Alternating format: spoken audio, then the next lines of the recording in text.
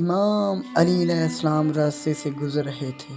کہ اچانک ان کی نظر ایک شخص پر پڑی جس کے بال بکھرے، کپڑے پھٹے ہوئے، سر پر امامہ نہیں، بے حال ہو کر زمین پر بیٹھا ہے اور رو رہا ہے۔ امام علی علیہ السلام اس کے پاس گئے اور فرمایا، اے شخص، تو اس طرح بے حال کیوں بیٹھا ہے؟ تو وہ شخص امام علی علیہ السلام کو دیکھ کر رونے لگا اور عرض کیا، یا علی، آپ تو اللہ کے نیک بندے ہیں، آپ کا عشق سچا ہے، میری قدم قدم پر خواہشات ہیں، گناہ ہے، میری مدد کریں۔ امام علی علیہ السلام نے فرمایا، اے شخص، اللہ اپنے نیک بندوں کی دعا رد نہیں کرتا، پوچھو کیا پوچھنا چاہتے ہو۔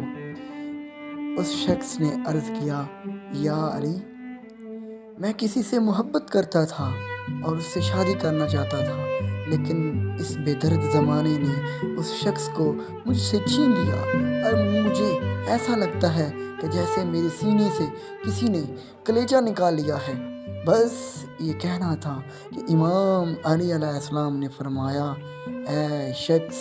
اگر تم اپنی محبت پانا چاہتے ہو تو صبح فجر کی نماز کے بعد جب تک سورج طلوع نہ ہو، یا ودودو یا ودودو یا رحمانو یا اللہ، یا حکیمو یا حکیمو یا ودودو یا اللہ کا ورد کرتے رہو۔